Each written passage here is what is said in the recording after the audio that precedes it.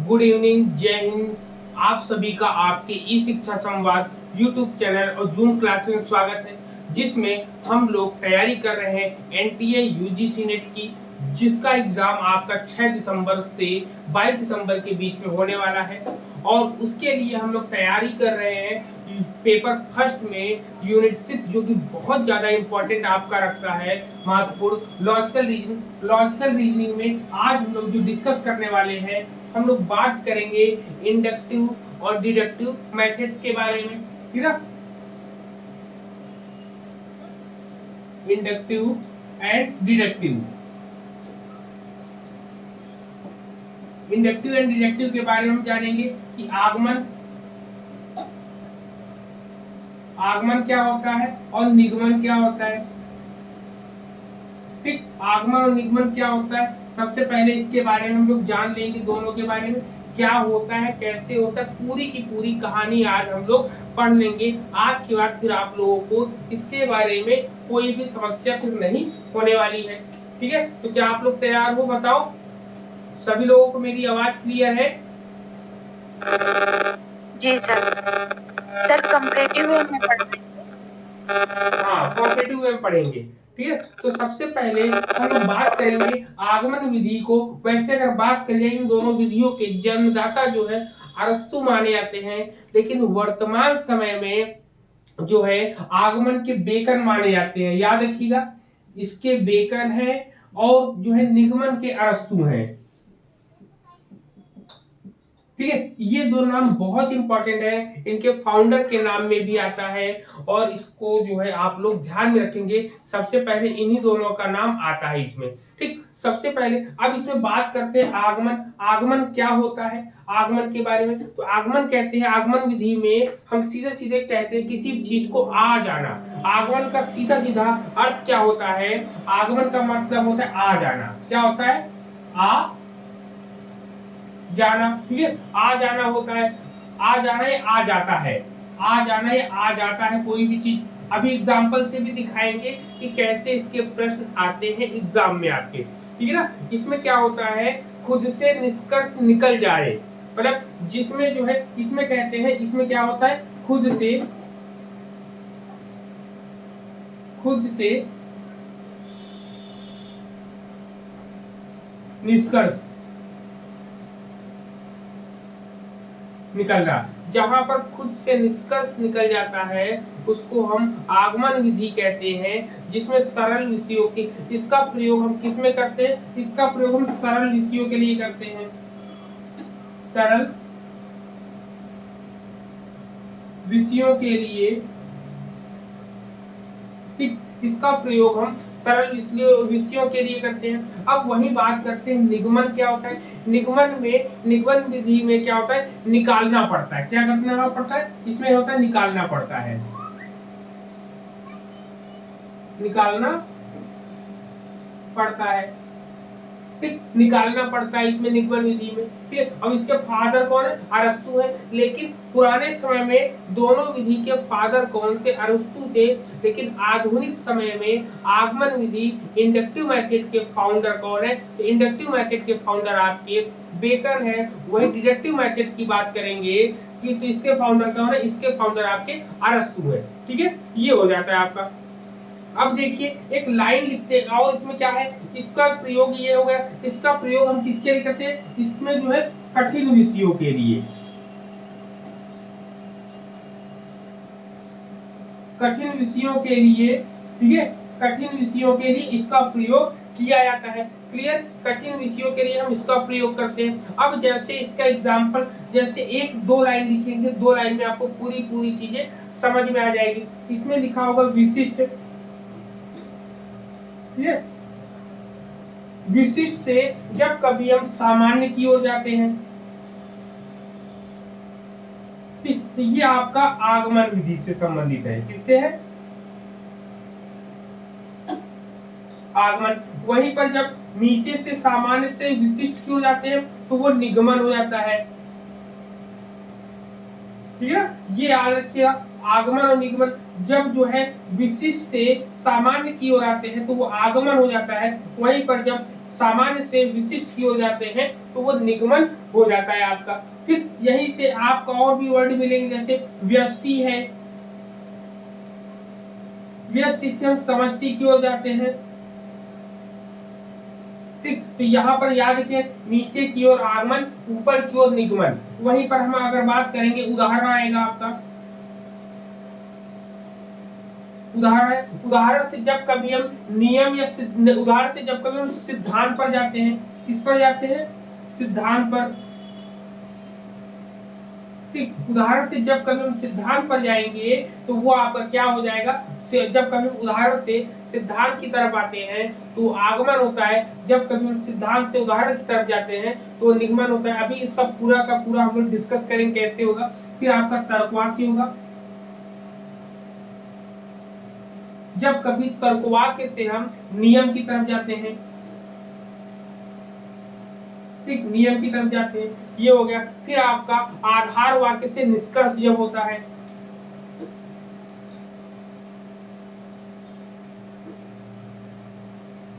आधार वाक्य से निष्कर्ष, ठीक, तो ये हो गया। इस ग्राफ को आप बना लोगे तो आपको बहुत आसानी हो जाएगी चीजों को समझने से। इसको नोट कर लीजिए आप लोग। सिंपल लैंग्वेज में हम लोगों को समझना है बातों को। ठीक, तो सबसे पहले हम लोगों ने आगमन की बात जान ली, निगमन की बात जान ली, होता क्या है इसके बारे में, क्या कहते हैं इसमें होता है। सबसे पहले जब कभी हम विशिष्ट कोई विशेष बात से हम सामान्य बात की तरफ जाते हैं तो वो आगमन विधि कहलाती है। ये विशेष का मतलब होता है सीमित। फिर अब कोई कहे कि व्यष्टि से समष्टि की ओर जाते हैं तो वो आपका क्या कहलाता है, वो आपका आगमन कहलाता है। जब कभी हम बच्चों को उदाहरण देते हैं, उदाहरणों के द्वारा पहले समझाते हैं, फिर बाद में कहते हैं कि देखो इस उदाहरण में जब आपको 3 या 4, हमने कहा कि इस पृथ्वी पर जितने भी लोग हैं सब लोग पृथ्वी से चिपके हुए हैं। जैसे एग्जाम्पल मैंने कहा, देखो पेड़ पौधे भी पृथ्वी से ही है, हम लोग भी पृथ्वी पर है, कुर्सी भी पृथ्वी पर है। जब हमने एग्जाम्पल दे दिया, एग्जाम्पल के बाद फिर हमने बताया कि ये सब जो पूरे नियम है, ये सब पूरे जो उदाहरण मैंने दिए हैं, ये किस सिद्धांत पर है, तो आप बताएंगे गुरुत्वाकर्षण के सिद्धांत पर है। तो हम लोगों ने क्या कहा, उदाहरण से जब सिद्धांत की ओर जाते हैं तो ये आगमन विधि कहलाती है। यहीं पर सबसे पहले आप सिद्धांत बता दो कि गुरुत्वाकर्षण का सिद्धांत क्या है, कि गुरुत्वाकर्षण का सिद्धांत क्या है कि या अपने केंद्र बिंदु की ओर सभी वस्तुओं को खींचती है या आकर्षित करती है। फिर इसके बाद आप एग्जाम्पल दो अनेक प्रकार के, तो वो आपका निगमन कहलाता है। Clear point. अब एग्जाम में यही आ जाता है कि जब कभी उदाहरण से किसी एक बालक को हम लोग उदाहरण से उसको सिद्धांत की ओर ले जाते हैं तो वो किस प्रकार की विधि के अंतर्गत आता है, आगमन विधि के अंतर्गत या निगमन विधि के अंतर्गत। तो आपको याद रखना है, जब कभी उदाहरण से सिद्धांत की ओर जाते हैं तो वो आपका आगमन होगा, लेकिन जब कभी सिद्धांत से हम उदाहरण की ओर जाते हैं तो निगमन होगा। एग्जाम में बहुत बार क्वेश्चन आया है कि तर्क वाक्य से जब हम नियम की ओर जाते हैं तो क्या होता है, तो आपका आगमन होगा, लेकिन जब हम नियम से तर्कवाक्य की ओर जाएंगे तो वो आपका निगमन विधि डिडक्टिव मेथड के अंतर्गत आएगा। वही कई बार क्वेश्चन इसका भी आया है कि आधार वाक्य से निष्कर्ष जब निकाला जाता है तो वो क्या कहलाता है आपका, तो वो आपका इंडक्टिव कहलाता है। वही जब आप निष्कर्ष से आधार वाक्य निकालते हो तो उसे क्या कहते हैं, उसे हम डिडक्टिव मेथड कहते हैं हम लोग। क्लियर पॉइंट बताइए। जी सर। ठीक, अब यहीं पर प्रश्न आता है कि ज्ञात से अज्ञात की ओर, जब कभी ज्ञात से अज्ञात की ओर जाते हैं तो वो आपका कहलाता है क्या, आगमन। सरल से कठिन की ओर जाते हैं, ठीक, सरल से कठिन की ओर जाते हैं तो वो आगमन हो जाएगा। ठीक है, मूर्त से अमूर्त की तरफ जाते हैं, अनिश्चित से निश्चित की ओर जाते हैं, तो ये सब इसके अंतर्गत आपका आता है। वहीं पर इसका जस्ट उल्टा करेंगे तो अज्ञात से ज्ञात की ओर जब जाएंगे, अननोन से नोन की ओर तरफ जब हम आएंगे तो वो आपका क्या हो जाएगा, डिडक्टिव मेथड में आ जाएगा आपका। ठीक, कॉम्प्लेक्स से सिंपल की ओर जब हम लोग आएंगे तो वो आपका क्या आ जाएगा, डिडक्टिव मेथड आ जाएगा। ठीक, तो ऐसे आपके एग्जाम में क्वेश्चंस आएंगे, ठीक है। तो ये पॉइंट्स को आप लोग ध्यान रखिएगा, ये एग्जाम में जरूर पूछा जाता है। एक लाइन ये लिखी हुई मिलेगी जब कभी आप क्वेश्चन पेपर प्रैक्टिस सेट हल करेंगे, लिखा होगा आधार वाक्य से निष्कर्ष निकलता है। तो ये किसके अंतर्गत आएगा बताइए आप लोग। सामने लिखा है आधार वाक्य से जब निष्कर्ष निकालेंगे। सर ये हमारा इंडक्टिव आएगा। अब आपके सामने एक क्वेश्चन आएगा, उस क्वेश्चन का आप लोग सुनिएगा और उसके बाद उत्तर दीजिएगा। प्रश्न है कि कोई शोधकर्ता पूर्व अनुभवों के आधार पर नवीन विश्व की खोज करता है, तो वो कौन सी शिक्षण के कौन सी विधि के अंतर्गत आएगा। प्रश्न फिर से एक बार सुन लेंगे कि कोई शोधकर्ता पूर्व अनुभवों के आधार पर नवीन विश्व की खोज करता है, तो वह कौन सी विधि का प्रयोग करेगा। इंडक्टिव मेथड है। इंडक्टिव। अब उसके क्या होगा, पूर्व अनुभव होगा। क्या होगा, पूर्व अनुभव। पूर्व अनुभव क्या कहलाएगा, पूर्व अनुभव जो है उसका ज्ञात है। देखो पूर्व अनुभव मतलब क्या हुआ, ज्ञात है उसको चीज। सर जब भी हम कोई शोध या चीजों को नए तरीके से सोचते हैं तो वो हमारे डिडक्टिव में आता है ना। तो लाइन को सुनेंगे फिर से, कह रहा है कि कोई शोधकर्ता पूर्व अनुभवों के आधार पर, देखो पूर्व अनुभवों के आधार पर, ठीक, नवीन विश्व की खोज करता है, मतलब नवीन विश्व हो जाएगा, नवीन विश्व। अब नवीन विश्व नया विश्व की खोज करता है जो कि अज्ञात है, ठीक है, अज्ञात है। तो अब प्रश्न में आप पकड़ सकते हो कि हमें पहले चीज ज्ञात थी, ज्ञात से अज्ञात की ओर हम आए, तो ये इंडक्टिव होगा कि डिडक्टिव होगा। इंडक्टिव होगा। क्लियर, कंप्लीट ये पॉइंट। लेकिन आपने जैसा बोला कि रिसर्च, हाँ रिसर्च में हम लोग नए चीजों को निकालने का प्रयास करते हैं। जब कभी नए चीजों को निकालने का प्रयास करते हैं जिसके बारे में हमें नहीं पता होता है, हम लोग क्या करते हैं, अज्ञात से ज्ञात की ओर। कोई चीज हमें नहीं पता होती तो उसके हम अज्ञात से ज्ञात की ओर जब जाते हैं तो वही आपका क्या कहलाता है, वो आपका डिडक्टिव कहलाता है आपका। क्लियर पॉइंट यहां पर बताइए। ठीक है, तो अब हम लोग बात कर लेंगे कि यहां पर मैंने पूरा का पूरा डिडक्टिव की बात करेंगे, निगमनात्मक की बात करेंगे।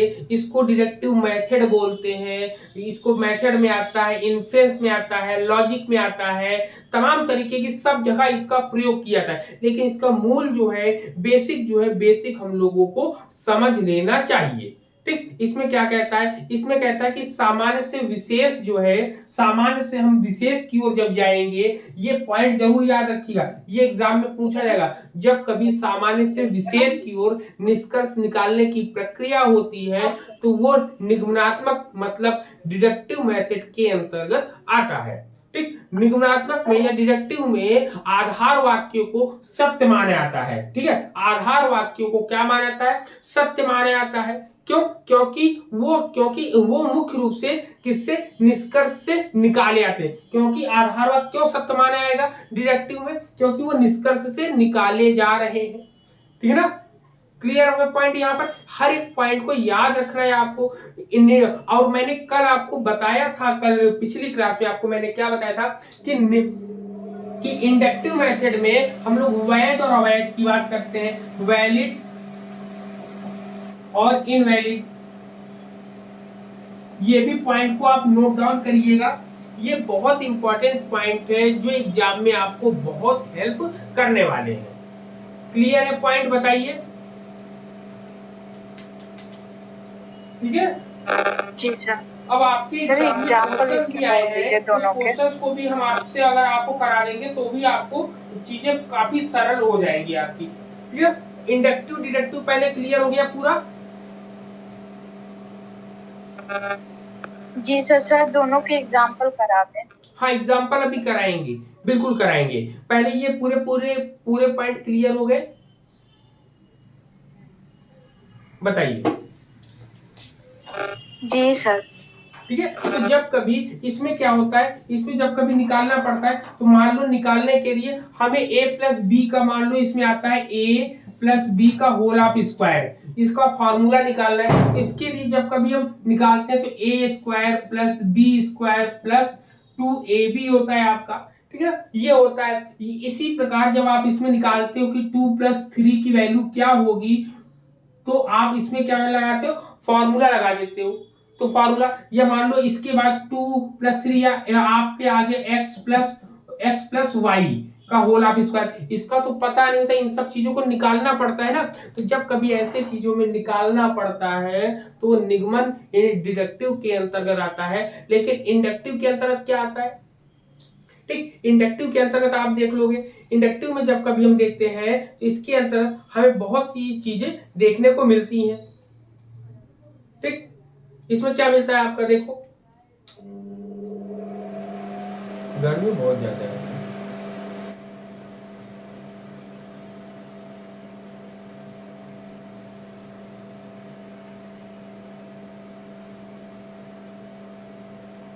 चलो इसके एग्जांपल में अब जैसे आगमन विधि की बात करेंगे तो आगमन विधि में मनुष्य वाला लेंगे कि जैसे सभी मनुष्य मरणशील है, तो राम मरणशील, राम जो है एक मनुष्य है, तो इससे निष्कर्ष अपने आप निकल कर आ जाएगा, आपको निकालना नहीं पड़ेगा।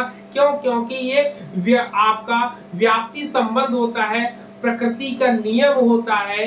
प्रकृति के नियम के आधार पर जब कोई भी चीज निकल कर स्वतः आती है, स्वयं से आती है, तो वो आपका क्या कहलाता है, आगमन विधि कहलाती है। ठीक है, अब इसके एग्जांपल हम लिखा देते हैं, इसके एग्जांपल आप लिख लोगे तो आपको ज्यादा चीजें क्लियर हो जाएगी।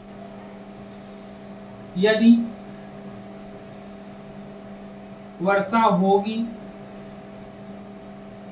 ऐसे आपको एग्जाम में क्वेश्चन दे दिया गया आपको कि यदि वर्षा होगी तो सूखा समाप्त हो जाएगा, सूखा समाप्त हो गया, अतः वर्षा हुई। ये आपका क्वेश्चन है, आपका पूरा का पूरा। यह किस प्रकार का हेत्वाभास है। एग्जाम आपको तीसरा और चौथा भी ऐसे ही कुछ दे रहा है, ठीक है, तो वो हो गया। लेकिन यहाँ पर जब कभी ऐसी कंडीशंस आपकी आएगी तो आपको यहाँ पर देखना होगा कि यदि वर्षा होगी तो सूखा समाप्त हो जाएगा। यहाँ पर क्या है कि सूखा समाप्त हो गया, सूखा समाप्त हो गया, तो अब निकालना पड़ा ना कि यदि सूखा समाप्त होगा तो वहां पे निकालना पड़ेगा कि वर्षा अवश्य हुई है यहाँ पर। तो यहाँ पर कौन सा होगा, यहाँ पर निगमन हेत्वाभास या निर्गुणात्मक हेत्वाभास आपका आ जाएगा। ठीक सर कैसे, सर कैसे, क्योंकि इसमें निकालना पड़ रहा है, ठीक है, क्योंकि इसमें कह रहा है कि यदि इसमें लॉजिक लगाया गया कि यदि वर्षा होगी तो सूखा समाप्त हो जाएगा। पहला तो ये इन्होंने तर्क दिया, फिर दूसरा तर्क ये कह रहे कि सूखा समाप्त हो गया, ठीक है, सूखा जो है समाप्त हो गया, तो यहां से तुरंत निकालना पड़ेगा ना कि यदि सूखा समाप्त हो गया तो वर्षा हुई, तो ये आपका निकाला गया। तो यहाँ पर निगमन की बात ये करते हैं। एक क्वेश्चन इसमें मैथ वाला देते हैं, इसमें कहते हैं 4 गुणे, हाँ एक क्वेश्चन आया था एग्जाम में, लिखा था 4 गुणे 5 बराबर 20। तो ये किस जो है किस विधि से संबंधित है, आगमन विधि से संबंधित है कि निगमन विधि से संबंधित है, तो ये आपका निगमन विधि से संबंधित बताया गया। ऐसे मैथ वाले जितने भी सवाल आएंगे वो निगमन विधि के अंतर्गत ही आपका आएगा इसमें, और इसमें कहीं और क्वेश्चन तो इसमें दे नहीं रहा है।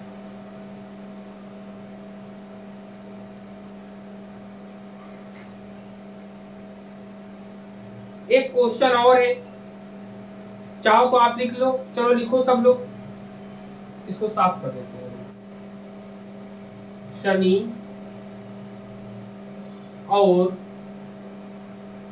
अब आप देखिए डिडक्टिव में कैसे आता है, उसमें कह रहा है कि शनि और पृथ्वी दोनों ही, ये आपका एग्जाम में क्वेश्चन आया हुआ क्वेश्चन है, ठीक है, ये एग्जाम में आपके आया हुआ क्वेश्चन है, जिसमें कह रहा है कि शनि और पृथ्वी दोनों ही पृथ्वी की तरह ग्रह हैं, वे सूर्य से प्रकाश ग्रहण भी करते हैं और पृथ्वी की तरह ही सूर्य के चारों ओर घूमते हैं। इसलिए उन ग्रहों पर विभिन्न प्रकार के जीव रहते हैं, जैसे कि पृथ्वी पर रहते हैं। ठीक है, तो इसमें जो है यह किस प्रकार के तर्क से संबंधित है, तो ये निगमन से संबंधित है। इसमें निकाला गया है, किसी भी चीज को पहले से नहीं, कोई भी ज्ञान इनको पहले से नहीं था, उन सब चीजों पर इन्होंने देखा और तब बता रहे हैं। तो ये आपका किस में आता है, ये आपका डिडक्टिव के अंतर्गत आपका आता है। Clear point? जी सर।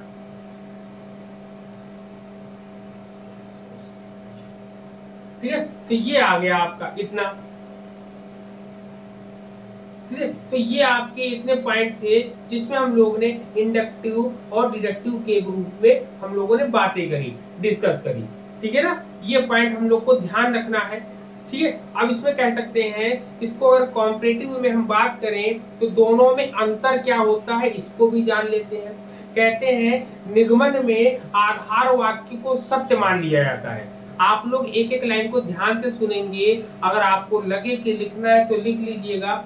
लिखेंगे निगमन में आधार वाक्यों को सत्य माना जाता है, जबकि आगमन में आधार वाक्य अनुभव से प्राप्त होते हैं। ठीक है ना, आगमन में क्या होता है, एक तरफ निगमन लिखिए, निगमन के नीचे आधार वाक्य सत्य होते हैं, दूसरी तरफ आगमन लिखिए, आगमन में लिखिए अनुमान में मतलब कहते हैं आधार वाक्य अनुभव से प्राप्त होते हैं। निगमन में आधार वाक्य सत्य माने जाते हैं, आगमन में आधार वाक्य अनुभव से प्राप्त होते हैं। पहला पॉइंट ये क्लियर हो गया। दूसरे पॉइंट में हम लिखेंगे निगमन जो होता है, निगमन का उद्देश्य केवल कारिक सत्यता होती है। आकारिक मतलब जिसकी बनावटी होती है, बनावट के आधार पर उसको सत्य मानते हैं, जबकि आगमन में जो है उद्देश्य जो होता है वास्तविक सत्यता पर होता है। मतलब निगमन में आकारिक होता है, आकारिक का मतलब होता है बनावटी होता है, और आगमन में क्या होता है, वास्तविक सत्यता को माना जाता है, रियल ट्रूथ को माना जाता है। ठीक, ये मॉडिफाइड ट्रूथ को मानता है और ये रियल ट्रूथ को आपको मानता है, जो आगमन की बात, इंडक्टिव की बात हम लोग करते हैं। क्लियर? अब नेक्स्ट पॉइंट में जो थर्ड पॉइंट है, तीसरा बिंदु है, उस पर हम बात करेंगे कि जो डिडक्टिव होता है, डिडक्टिव में निष्कर्ष जो है आधार वाक्यों की अपेक्षा अधिक व्यापक नहीं हो सकता। इस लाइन को याद रखिएगा, ये लाइन एग्जाम में डिट्टो ऐसी ही लाइन उठाकर एग्जाम में पूछ ली जाती है। कहते हैं निष्कर्ष जो है आधार वाक्यों की अपेक्षा जो है अधिक व्यापक नहीं हो सकता। कौन? निष्कर्ष अधिक व्यापक नहीं हो सकता। अब इसको घुमाकर बोला गया है, कैसे कि निष्कर्ष जो होता है वो आधार वाक्यों की अपेक्षा अधिक व्यापक नहीं हो सकता। ठीक है, तो मतलब क्या हो गया यहाँ पर, अब इस लाइन को थोड़ा सा और क्लियर करेंगे। मतलब आधार वाक्य व्यापक होगा, निष्कर्ष छोटा होगा। ठीक, आधार वाक्य व्यापक होगा, निष्कर्ष छोटा होगा, तो ये निगमन के अंतर्गत आएगा। अब आपको ऐसे ही लाइन घुमा लेगा, क्या क्या घुमाएगा कि निष्कर्ष जो होता है वह आधार वाक्यों की अपेक्षा अधिक व्यापक नहीं हो सकता है। तो यह किस विधि या किस तर्क के अंतर्गत आता है, ये निगमन विधि के अंतर्गत आता है। लेकिन वहीं पर आगमन की बात करेंगे तो आगमन में कैसे पूछेगा, आगमन में कहेगा कि निष्कर्ष जो होता है वह आधार वाक्यों से हमेशा अधिक व्यापक होता है। ठीक, दोनों पॉइंट आप लोग ध्यान रखिएगा, इसको कॉपी में लिख भी लीजिएगा। डिट्टो यही लाइन एग्जाम में पूछी जाती है कि जब कभी निष्कर्ष जो होता है छोटा हो और आधार वाक्य बड़ा हो तो इसमें कौन होगा, निगमन होगा। यहीं पर जस्ट अपोजिट होगा कि निष्कर्ष जब कभी बड़ा हो और आधार वाक्य हमेशा छोटा हो तो वो आगमन में जाएगा आपका। Clear point? बताओ, लिख लिया आप लोगों ने? सर निगमन में आधार वाक्य बड़ा होगा और निष्कर्ष छोटा होगा। हाँ, निगमन में आधार वाक्य ने, हमने क्या बोला है कि निष्कर्ष आधार वाक्यों की अपेक्षा अधिक व्यापक नहीं होता है। तो निष्कर्ष जो है निगमन में छोटा होता है और आगमन में बड़ा होता है। क्लियर? फिर मैंने बोला कि जो है निगमन में आधार वाक्य बड़ा होगा और आगमन में आधार वाक्य छोटा होगा। अब क्लियर है? नहीं, मुझे लगता है कि चलिए अब नेक्स्ट लाइन को बहुत इंपॉर्टेंट, हर एक लाइन बहुत इंपॉर्टेंट है। अब इसमें बता रहे हैं कि आगमन में जो बेकन ने आगमन विधि दी है उसमें क्या बताया है, उन्होंने इसको आरोही क्रम में बताया है, ठीक है ना। आगमन को क्या बताया, आगमन को आरोही क्रम बताया है, ठीक है। आगमन को इन्होंने आरोही क्रम बताया है, आरोही क्रम। आरोही क्रम को हम लोग क्या बोलते हैं, असेंडिंग ऑर्डर।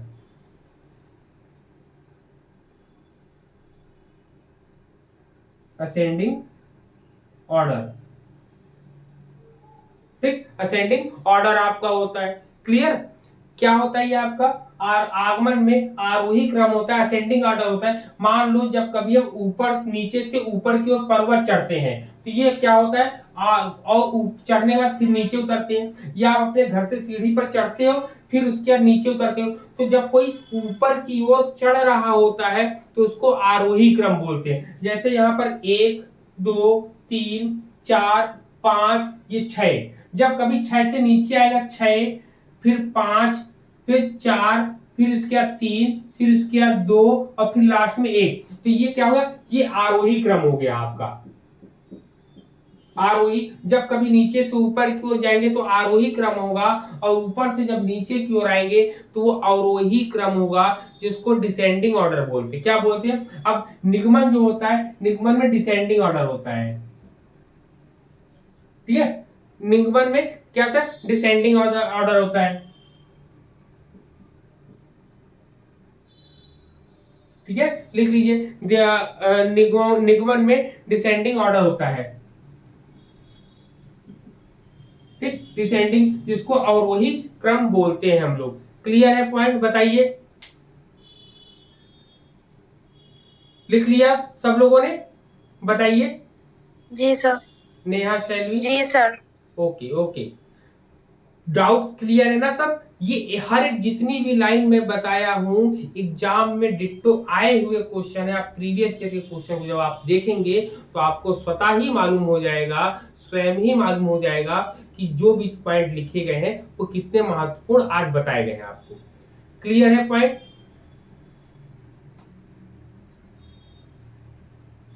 Yes sir. ठीक, अब जो नेक्स्ट पॉइंट हम लोग डिस्कस करेंगे, कल की डेट में हम लोग डिस्कस करेंगे। कल से आपको और सजग और जो है ध्यान से पढ़ना होगा, क्योंकि कल से लॉजिक पढ़ेंगे। मतलब लॉजिक इन द सेंस जो आपका ग्राफ में होता है कि सभी कुत्ते भालू ये वो, तो जितने भी हैं सब के सब, उससे पहले 5 पॉइंट आपसे हम लोग डिस्कस करेंगे, जिसमें लघु पद, मध्य पद, बृहद पद जो होता है, उद्देश्य होता है, विधेय होता है, विषय होता है, इन सब चीजों के बारे में बेसिक चीजें जानेंगे।